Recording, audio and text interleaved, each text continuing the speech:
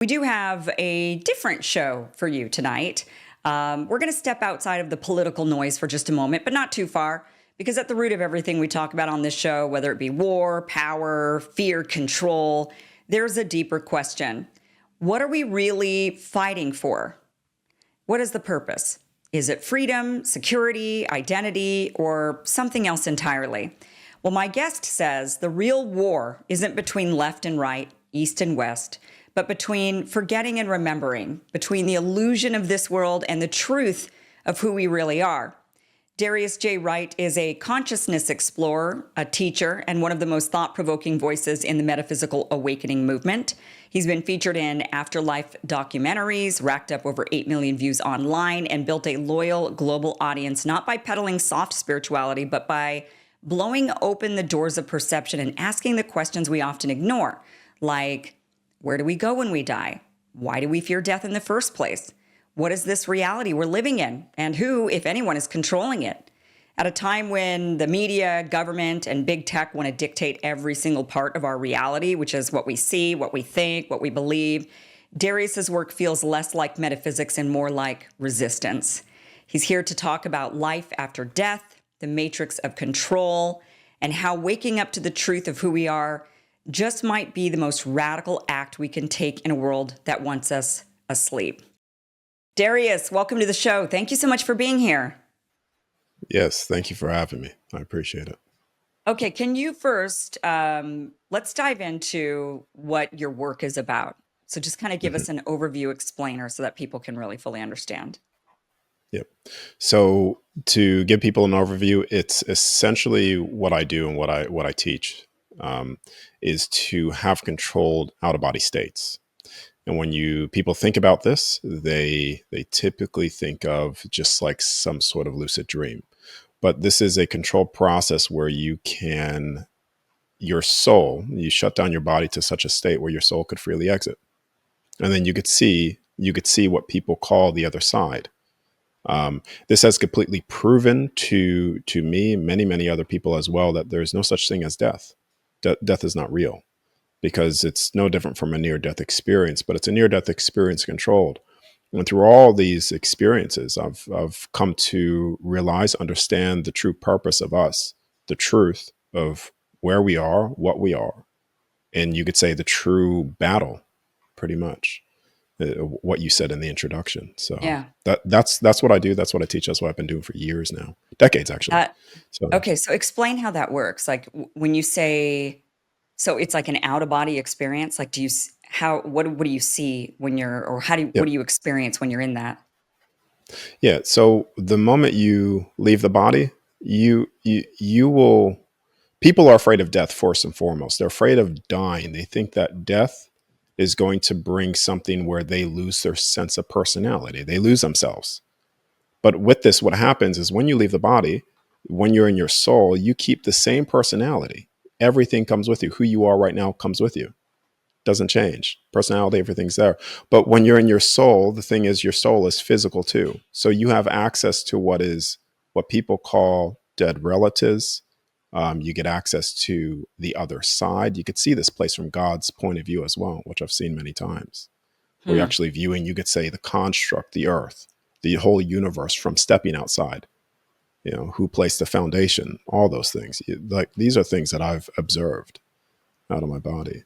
And I it's kind of wish important to my note too. personality would change from life to life. It'd be nice if it changed a little bit, maybe if I had more patience or if I wasn't so Yeah. aggressive, there's like things that I would like to have changed. So I don't know if it's a good thing that our personality travels with us. Yeah. Yeah. Well, I mean, it goes into the so the the unforgivable sin is a sin you can't forgive yourself for.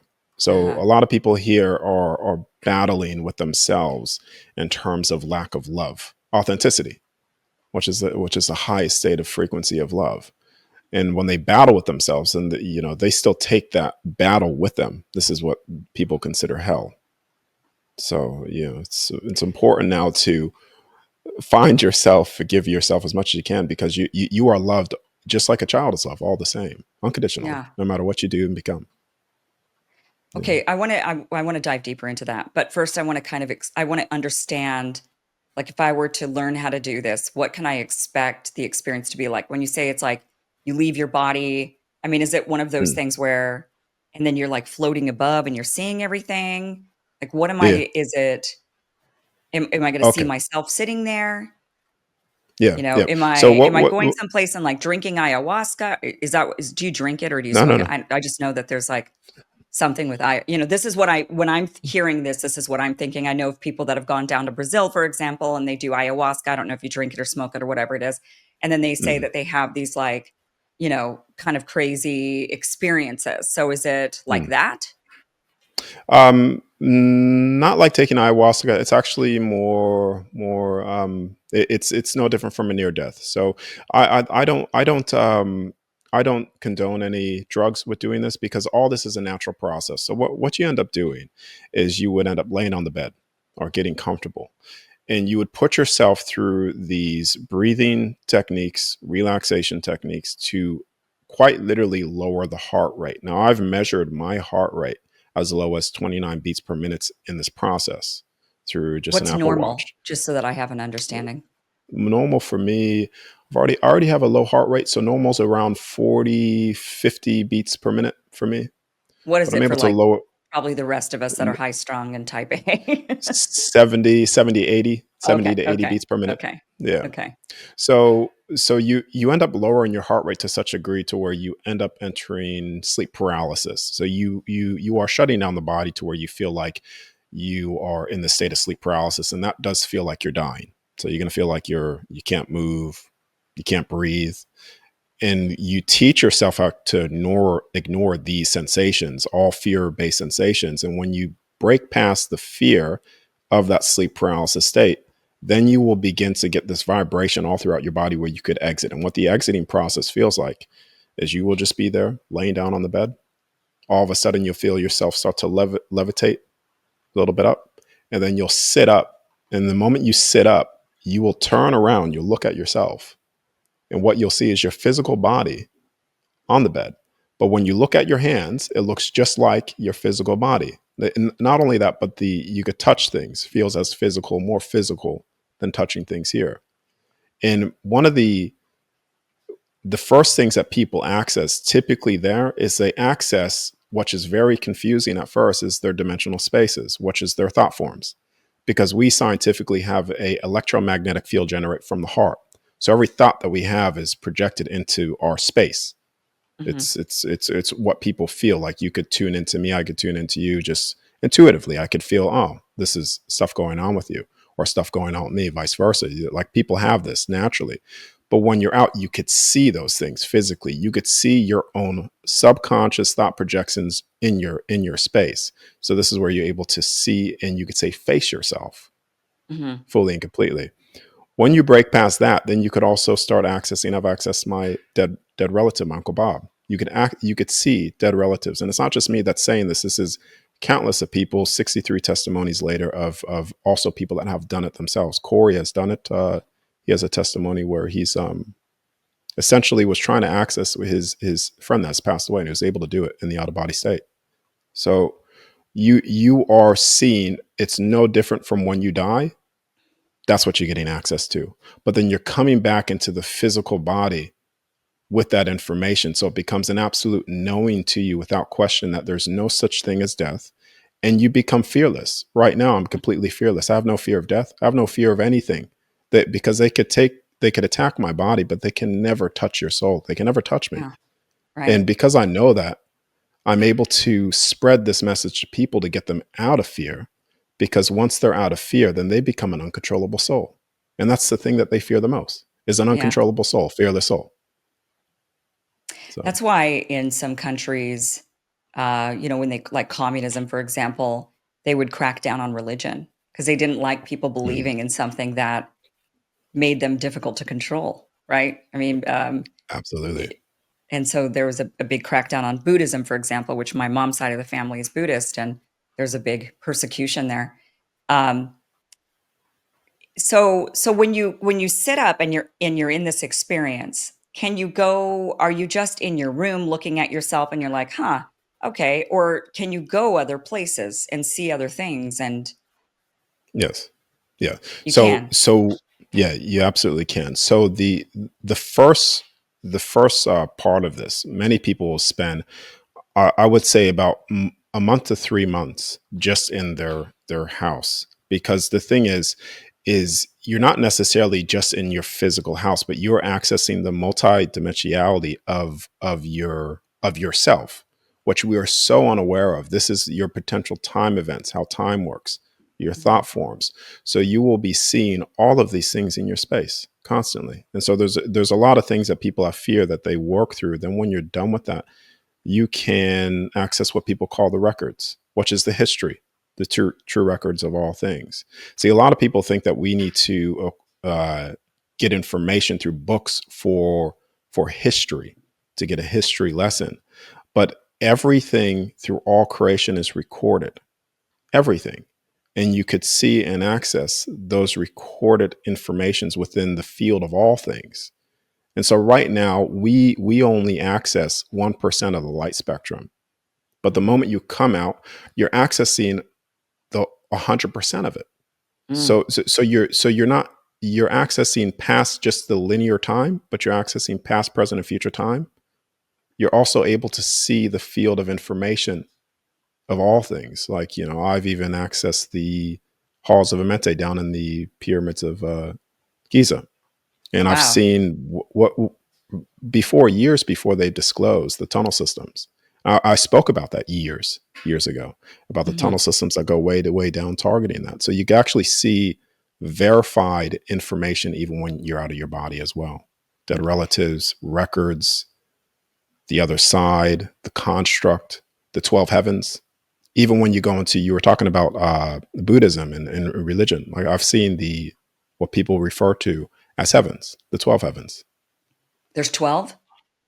Yeah, 12 heavens. This is why you'll see there's a great correlation to the design of this place. So the design of our physical bodies are perfectly mirrored off the design of this creation. We have 12 months. We have a 12 helix DNA, but they say two, and the rest are junk DNA. So we're perfectly modeled off this. Yeah, there's a total of 12 creations within this entirety of this universe that we're in now, this known universe. Do we go, just out of curiosity on that? Do we are there, is it like levels of heaven, or is it just 12 different ones that Yes. are 12 levels? Levels, yeah. Yeah, Okay. 12 levels of heaven. Yeah. Yeah. So this is the foundation. This is where we are now, the center, the foundation heaven. And then as you go up, you access the layers of heavens, Yeah. So even you're angels. Yeah. Yeah.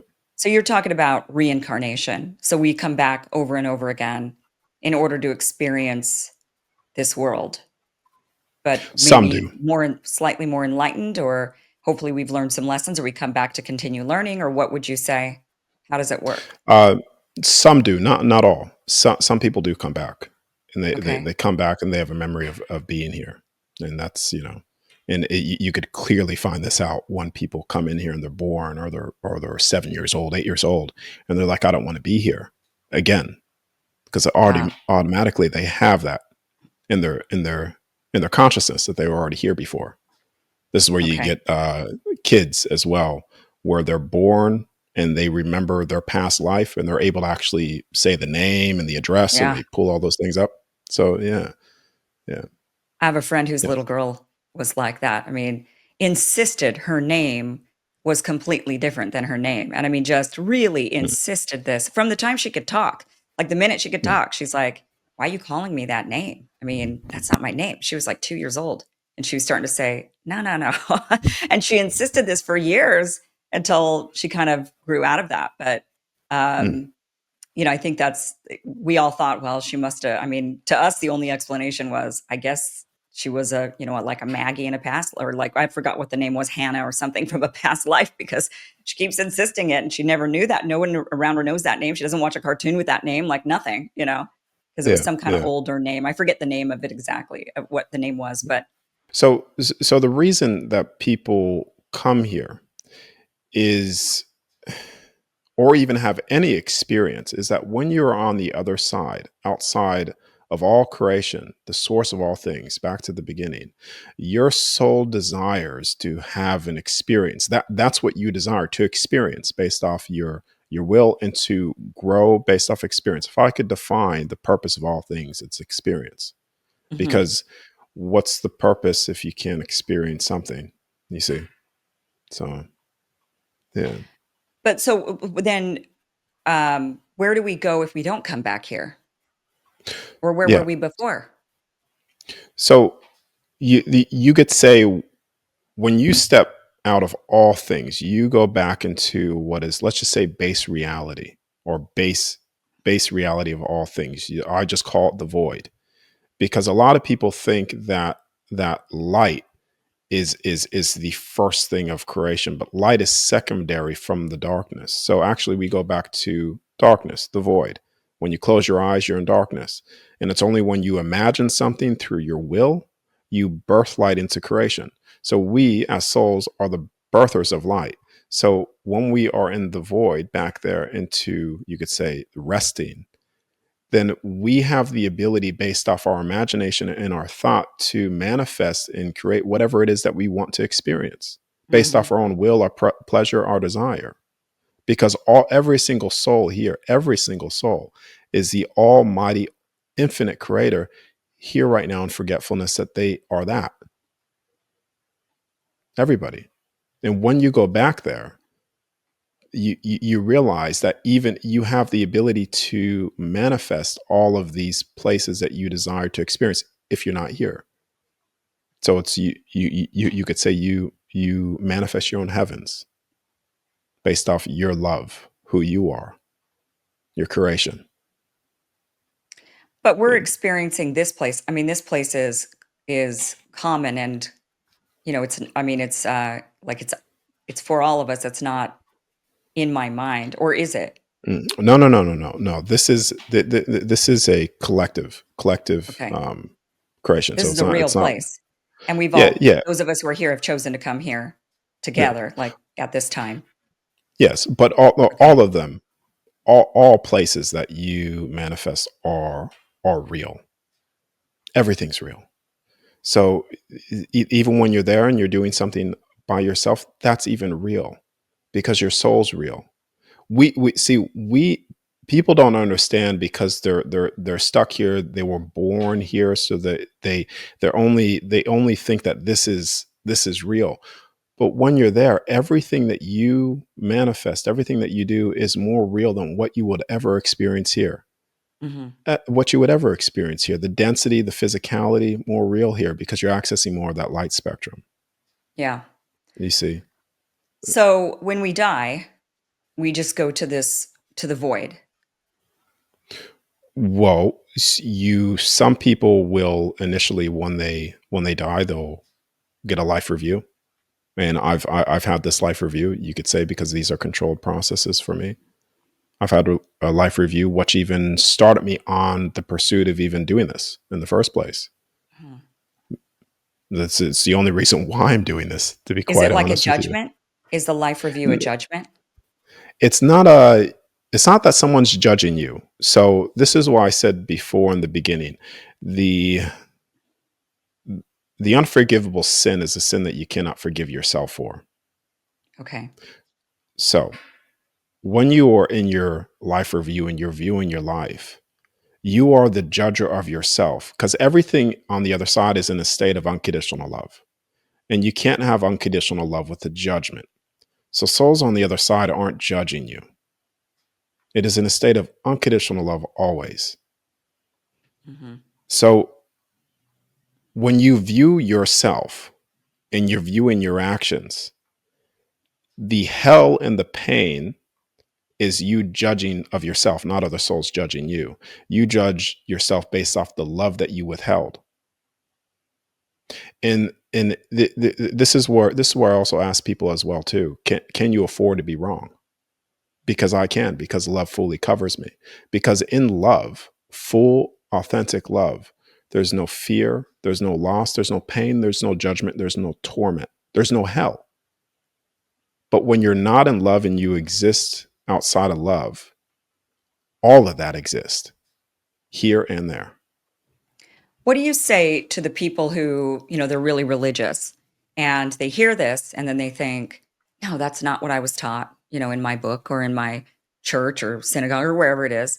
And Hmm. there's this other thing that's happening. I mean, and religion has a lot of commonality between religions, even if they're different religions. They still have some base frames that are similar. So one could argue, no, Darius, you're wrong. Hmm. What happens is obviously, what people of these various different religions imagine. There's this God, we go for judgment, heaven and No, hell. I mean, most religions so believe these let things, me right? answer that. Yeah, Yeah. let me answer that. So for people that say that I'm wrong, no, Darius, you are wrong. You're absolutely wrong. When you listen to what I speak of, my message, my mission is love, unconditional, unfiltered love.